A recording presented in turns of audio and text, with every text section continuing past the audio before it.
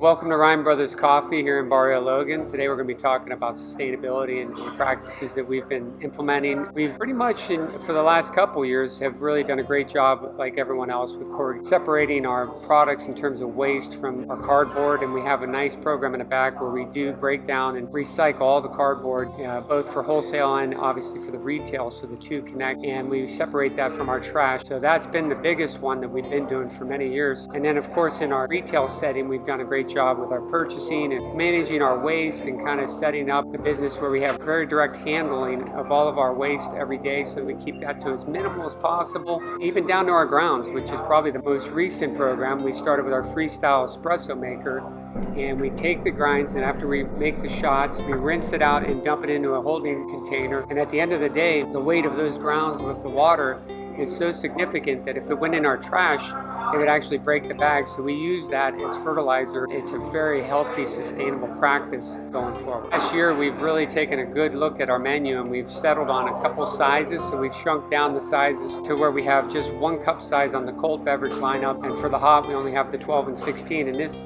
helps to mitigate a lot of waste as well, because it just makes it seamless. We only have to carry 1 extra lid for the cold so that we can put whipped cream or a flat lid if there's no whipped cream. And so we don't have a lot of challenge in keeping that sustainable going forward, and it eliminates a lot of waste with milk and such. Our food menu has also been skinny down during this time, just so that we can really focus on our core audience, which is breakfast, with a very light crowd. So probably the most important sustainable practice we're going to be implementing revolves really around our innovation of hot draft. Nitro cold brew served hot, so we have no waste. It's crafted in the back, so it's in the lab, brewed, caked, and then it's served in the front perfectly every time. The temperature is just right, through nitrogen, pushing it through the line. And by doing this, we've eliminated more than 25% waste, because we no longer have to brew every half hour, dump out coffee that got a little bit on the cool side, and it's eliminating so much of the waste that we couldn't be happier, because we think the end product speaks for itself. It's so smooth, has a natural creme on it, but it gives us the added benefit of really a great sustainable practice going forward. Sustainability from a business standpoint, obviously it immediately affects your bottom line. So anytime you can reduce your waste, we'll go right to that bottom line. But